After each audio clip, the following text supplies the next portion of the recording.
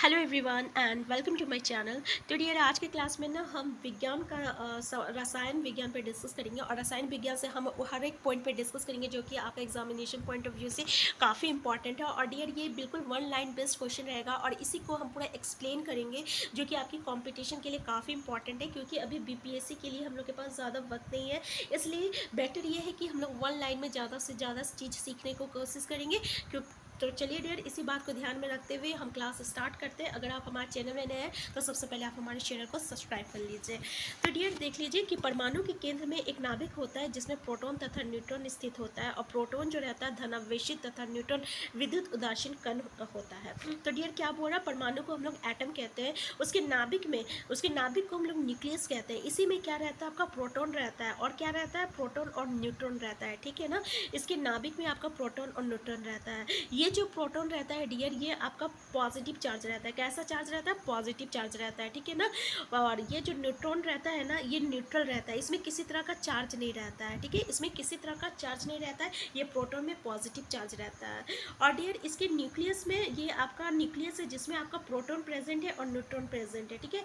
और इसमें क्या करता है ना, इलेक्ट्रॉन जो रहता है ना, रोटेट करते रहता है, घूमता रहता है, चक्कर लगाता है। और इसको हम लोग क्या कहते हैं, तो ऊर्जा स्तर कहते हैं, यानी एनर्जी लेवल कहते हैं। देख लीजिए यहाँ पे ऊर्जा स्तर कहते हैं, एनर्जी लेवल कहते हैं। किसको कहते हैं, तो डियर जैसे ये न्यूक्लियस हो गया जिसको हम लोग नाभिक कहते हैं, इसमें प्रोटॉन है, इसमें न्यूट्रॉन है, और इसी के आउटर मोस्ट में ये जो इलेक्ट्रॉन जो है ये रोटेट कर रहा है, ठीक है, चक्कर लगा रहा है, इसी को हम लोग एनर्जी लेवल कहते हैं।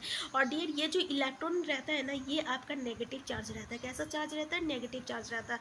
तो देखिए प्रोटॉन पॉजिटिव चार्ज है, इलेक्ट्रॉन नेगेटिव चार्ज है, और न्यूट्रॉन क्या है, आपका न्यूट्रल है, ठीक है। तो इस बात का ध्यान दीजिएगा। तो सेकंड पॉइंट ये है कि परमाणु में इलेक्ट्रॉन नाभिक के चारों ओर एक निश्चित कक्षा में चक्कर लगाते हैं, जिन्हें ऊर्जा स्तर एनर्जी लेवल कहते हैं। तो अभी हम लोग डिस्कस कर चुके हैं, ठीक है। नेक्स्ट पॉइंट ये है कि परमाणु के नाभिक की खोज जो है एनस्टन रदरफोर्ड ने 1911 ईस्वी में की थी। तो डियर ये जो प्रोटॉन है ना, सॉरी, ये जो एटम है ना जिसको हम लोग परमाणु कहते हैं, इसके नाभिक की खोज, इसके न्यूक्लियस की खोज जो है आपका एनस्टन रदरफोर्ड ने की थी। कब की थी, तो 1911 में की थी। इस न्यूक्लियस का खोज याद रखिएगा, ये जो नाभिक है जिसको हम लोग इंग्लिश में न्यूक्लियस कहते हैं, इसकी खोज जो है एनस्टन रदरफोर्ड ने की थी, 1911 ईस्वी में की थी। नेक्स्ट पॉइंट ये है कि रदरफोर्ड ने एक परमाणु में न्यूट्रॉन की अस्तित्व को प्रस्तावित किया था, किंतु न्यूट्रॉन की खोज जो है ये 1932 में आपका चैडविक ने की थी। तो डियर यही रदरफोर्ड ने ये बताया कि इस नाभिक में, ठीक है ना, एक न्यूट्रॉन नाम का कोई चीज़ है, एक न्यूट्रॉन नाम का कोई चीज़ है, ये आपका रदरफोर्ड बताया था। लेकिन आपका चैडविक ये 1932 में इस न्यूट्रॉन का खोज किया था। तो ये दोनों दो चीज़ इंपॉर्टेंट है। इसकी अस्तित्व किसने बताया था, तो आपका रदरफोर्ड ने बताया था, क्योंकि रदरफोर्ड ने ही आपका नाभिक की खोज की थी। किसका खोज की थी, तो नाभिक की खोज की थी, मतलब न्यूक्लियस का खोज किया था, ठीक है ना। और इसी ने बताया कि आपका न्यूट्रॉन नाम का कोई चीज़ होता है, ये आपका रदरफोर्ड बोला। तो फिर बाद में 1932 में आपका चैडविक जो है इस न्यूट्रॉन का खोज किया था। तो हम लोग अभी तक ये पढ़े कि आपका एटम में तीन तरह का पार्टिकल्स होता है, तीन तरह का कण होता है, ठीक है। एक होता है प्रोटॉन, एक होता है इलेक्ट्रॉन, एक होता है न्यूट्रॉन। प्रोटॉन जो रहता है पॉजिटिव चार्ज रहता है, इलेक्ट्रॉन जो रहता है नेगेटिव चार्ज रहता है, न्यूट्रॉन जो रहता है वो न्यूट्रल रहता है, किसी तरह का चार्ज उसमें नहीं रहता है।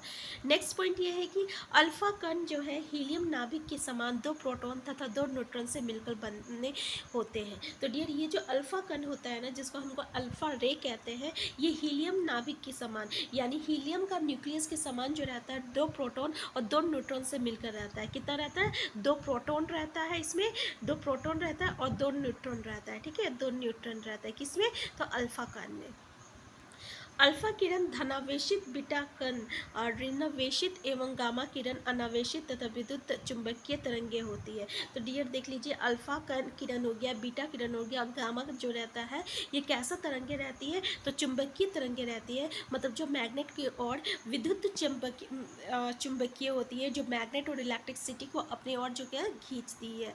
नेक्स्ट पॉइंट ये है कि परमाणु में कक्षों को भरने का क्रम जो रहता है आप बाव सिद्धांत द्वारा नियंत्रित होता है। तो डियर परमाणु में ना जो कक्षों को भरने का क्रम जो रहता है ये आपबाव ये सिद्धांत का याद रख लीजिएगा, आपबाव सिद्धांत द्वारा नियंत्रित होता है, ठीक है ना। नेक्स्ट पॉइंट ये है कि एवोगैड्रो संख्या का मान जो है, तो डियर ये एवोगैड्रो नंबर होता है, ठीक है। एवोगैड्रो नंबर होता है कि एटम में कितना नंबर ऑफ किसी भी आपका एटम में कितना उसका मास रहता है, तो इसको हम लोग एवोगैड्रो संख्या से देखते हैं और उसको हम लोग क्या कहते हैं 6023 इंटू 10⁻23 जो रहता है ये एवोगैड्रो संख्या होता है, ठीक है। किसी भी एलिमेंट में इतना आपका एटम पाया जाता है, तो याद रखिएगा कितना 6.023 इंटू 10⁻23, ठीक है। ये एवोगैड्रो संख्या हो गया। नेक्स्ट ये है कि आपका परमाणु, तो डियर ये क्वेश्चन आता है कि एवोगैड्रो संख्या कितना होता है, ठीक है। ये बहुत ही आपका वांटेड क्वेश्चन है, अगर कंपटीशन लेवल पे जा रहे हैं आप तो आपको ये जरूर आना चाहिए कि एवोगैड्रो संख्या क्या होता है। नेक्स्ट पॉइंट ये है कि परमाणु सिद्धांत की खोज जो है जॉन डाल्टन द्वारा किया गया था, जबकि हाइड्रोजन की खोज जो है हेनरी कैवेंडिश ने की थी। तो डियर यहाँ पे ये याद रखिएगा क्योंकि यहाँ पे किसने किसकी खोज की थी काफ़ी इंपॉर्टेंट हो जाता है। तो परमाणु सिद्धांत की खोज जो है आपकी डाल्टन ने किया था, जिसको हम लोग डाल्टन एटॉमिक थ्योरी कहते हैं, डाल्टन एटॉमिक थ्योरी कहते हैं, ठीक है ना। यानी आपका ये जो एटॉमिक थ्योरी जिसको हम लोग परमाणु का सिद्धांत कहते हैं और इंग्लिश में बोले तो एटॉमिक थ्योरी कहते हैं, इसको किसने की थी तो डाल्टन ने की थी और इसी को हम लोग डाल्टन एटॉमिक थ्योरी कहते हैं।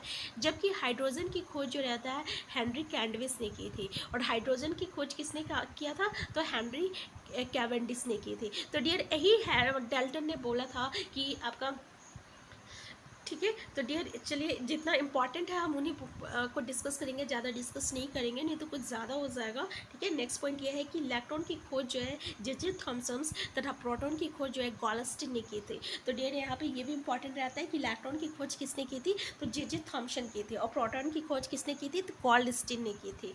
नेक्स्ट पॉइंट ये है कि एक ही तत्व के वो परमाणु जिनकी परमाणु संख्या समान किंतु द्रव्यमान संख्या भिन्न भिन्न होती है वो समस्थानिक कहलाती है। तो क्या बोला, एक ही तत्व के वो परमाणु, ठीक है, यानी एक ही तत्व है कि वो परमाणु एक ही एलिमेंट ले लेते हैं हम लोग, उसका जो एटम होता है ना उसका परमाणु संख्या जो रहता है समान होता है लेकिन द्रव्यमान संख्या जो रहता है अलग अलग होता है, तो उसको हम लोग क्या कहते हैं समस्थानिक कहलाता है। वो क्या कहलाता है समस्थानिक कहलाता है, ठीक है। परमाणु संख्या मतलब एटॉमिक नंबर सेम रहता है लेकिन एटॉमिक मास जो रहता है वो अलग अलग रहता है, उसको क्या कहते हैं, इसको हम लोग आइसोटॉप कहते हैं, इंग्लिश में बोले तो आइसोटॉप कहेंगे, ठीक है। यानी परमाणु संख्या सेम रहता है लेकिन द्रव्यमान संख्या अलग अलग रहता है, मतलब एटॉमिक मास अलग अलग, मास नंबर जो रहता है अलग अलग रहता है, ठीक है। उसको हम लोग समस्थानिक कहलाते हैं यानी आइसोटॉप कहते हैं। नेक्स्ट पॉइंट ये है कि किसी परमाणु नाभिक का समस्थानिक वो नाभिक है जिसमें प्रोटॉन की संख्या वही होता है परंतु न्यूट्रॉन की संख्या जो रहती है भिन्न होती है। तो डियर ये जो आपका आइसोटॉप जिसको हम लोग समस्थानिक कहते हैं हिंदी में, अगर हम लोग बोले तो हिंदी में आपका समस्थानिक हो गया। तो डियर समस्थानिक वो नाभिक होता है यानी वो न्यूक्लियस होता है जिसमें ना आपका प्रोटॉन जो रहता है सेम रहता है लेकिन न्यूट्रॉन जो रहता है ना वो आपका ज़्यादा रहता है, न्यूट्रॉन क्या रहेगा ज़्यादा रहेगा। तो सबसे पहले ये देख लीजिए आप कि कोई भी परमाणु होता है ना, परमाणु उसमें जो इलेक्ट्रॉन और प्रोटॉन रहता है ना वो इक्वल रहता है, क्या रहेगा इलेक्ट्रॉन और प्रोटॉन इक्वल रहेगा, लेकिन न्यूट्रॉन जो रहता है वो आपका अलग रहता है, डिफरेंट रहता है, न्यूट्रॉन आपका अलग रहता है, ठीक है ना। तो इलेक्ट्रॉन सेम रहेगा, प्रोटॉन सेम रहेगा, ठीक है। जितने नंबर ऑफ इलेक्ट्रॉन रहेगा उतने ही नंबर ऑफ प्रोटॉन रहेगा।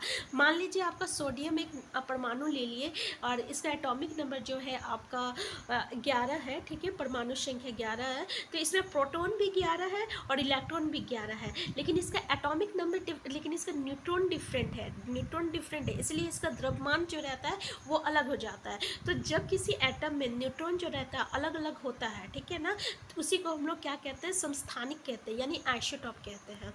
जैसे कि यहाँ पे क्या बोल रहा है, परंतु न्यूट्रॉन की संख्या जो रहती है वो भिन्न होती है। तो इस ये समझ में आ गया आपको कि प्रोटॉन तो सेम रहता है, यानी मान लीजिए आइसोटॉप हम लोग ले लिए, आइसोटॉप ले लिए, किसका ले लिए आपका प्रोटॉन, ड्यूट्रॉन और ड्यूटेरियम जो होता है आपका, ठीक है, ये हाइड्रोजन का जो आपका आइसोटॉप रहता है उसमें आपका प्रोटॉन की संख्या तो सेम है लेकिन किसका संख्या आपका चेंज रहता है, न्यूट्रॉन की संख्या चेंज रहता है, ठीक है। नेक्स्ट पॉइंट ये है कि तो ये याद रखिएगा समस्थानिक समस्थानिक में आपका किसकी संख्या भिन्न रहती है, तो न्यूट्रॉन की संख्या जो रहती है वो भिन्न रहती है। नेक्स्ट पॉइंट ये है कि रेडियो एक्टिविटी की खोज जो है किसने की थी, तो 1896 में 1896 में बैकरूल ने किया था, ठीक है, जिसका मापन गाइगर कार्टर से किया गया था।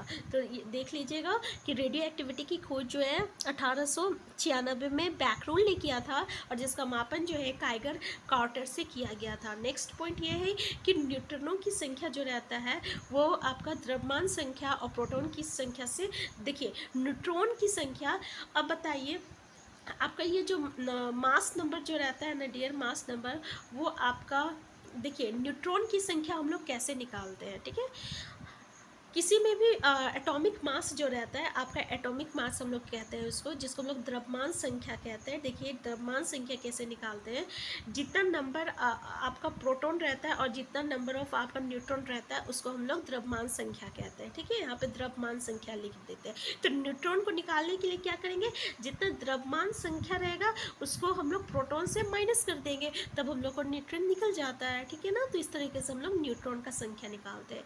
नेक्स्ट पॉइंट ये है कि सब्जी को पकाने पर उनका मुलायम हो जाना रासायनिक परिवर्तन का, जबकि पानी में चीनी का घुलना भौतिक परिवर्तन का उदाहरण है। देखिए जब हम लोग सब्जी को पकाते हैं तो वो फिर वो जब वो मुलायम हो जाता है, ठीक है, तो वो कैसा एग्जाम्पल होता है, मतलब किस तरीका परिवर्तन होता है, तो वो रासायनिक परिवर्तन होता है जिसको हम लोग केमिकल चेंजेस कहते हैं। क्या कहते हैं, केमिकल चेंजेस कहते हैं। लेकिन जब पानी में हम लोग चीनी डालते हैं, ठीक है ना, तो ये किस तरह का चेंजेस होता है, ये फिजिकल चेंजेस होता है, इसी को हम लोग क्या कहते हैं, भौतिक परिवर्तन कहते हैं। तो याद रखिएगा भौतिक परिवर्तन फिजिकल चेंज और रासायनिक चेंज क्या हो गया, केमिकल चेंजेस।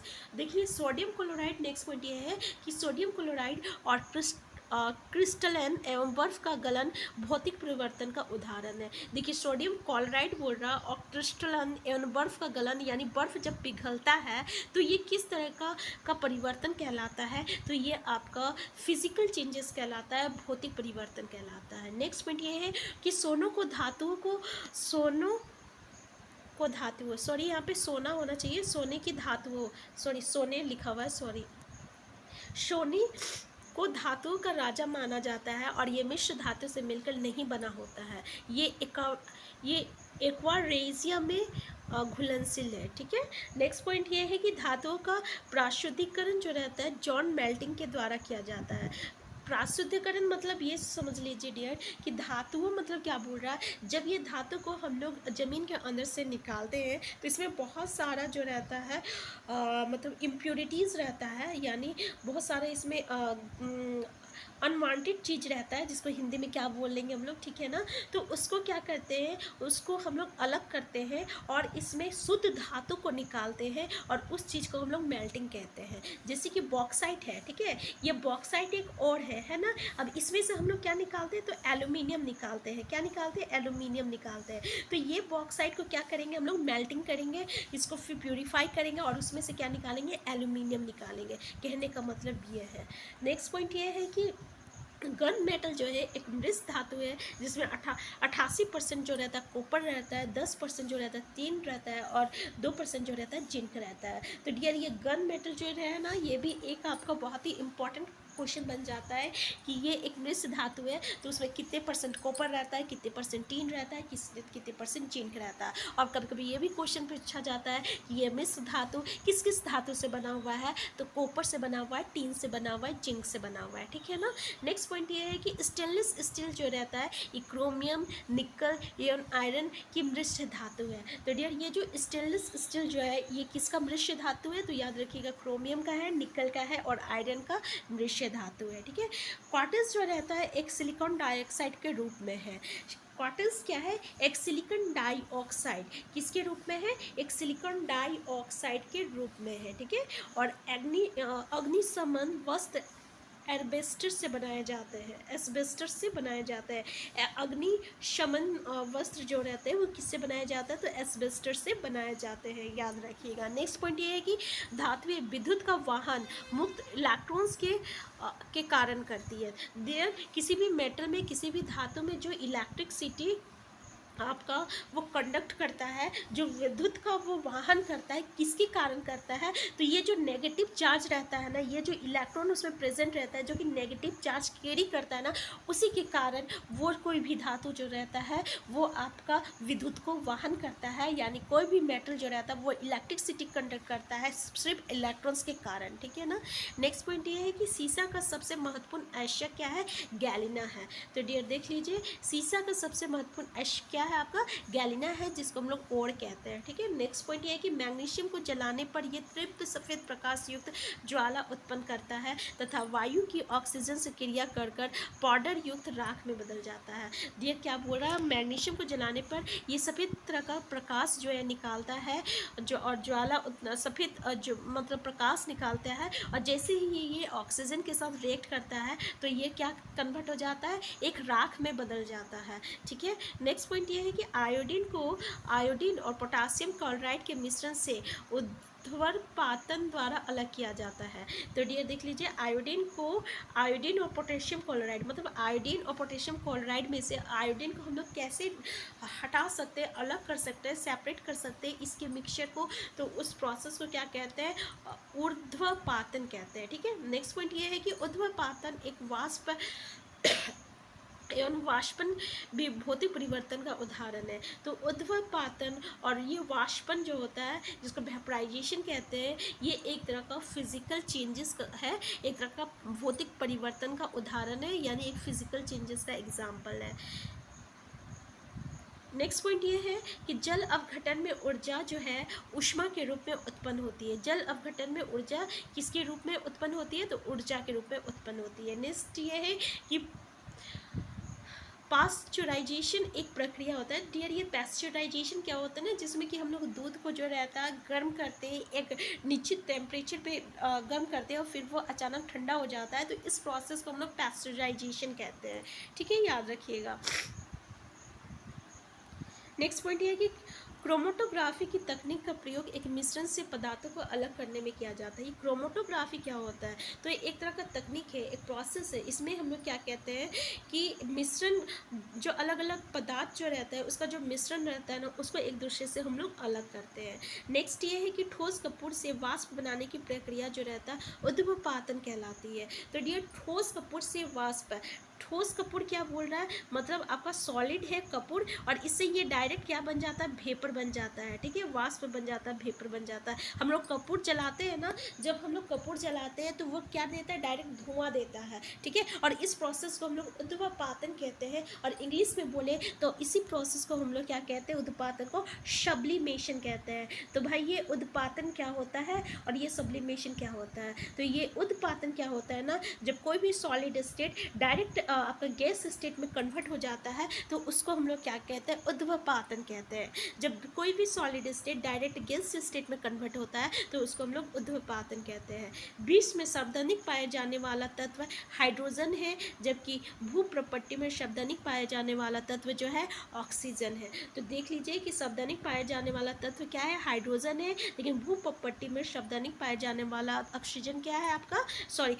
जाने वाला क्या है, तो ये आपका ऑक्सीजन है। कितना परसेंट है वो भी देख लीजिए, ठीक है, तो 46.8% है। नेक्स्ट पॉइंट ये है कि हीरा रासायनिक रूप से कार्बन का शुद्धतम रूप है। तो डियर ये जो हीरा है ना, डायमंड, ये आपका किसका रूप है, तो कार्बन का है, ठीक है, पूरा प्योरेस्ट फॉर्म में है कार्बन का। तो डियर इसे आगे का जो है हम नेक्स्ट वीडियो में देखते हैं। तो अगर आप हमारे चैनल में नए हैं तो सबसे पहले आप हमारे चैनल को सब्सक्राइब कर लीजिए।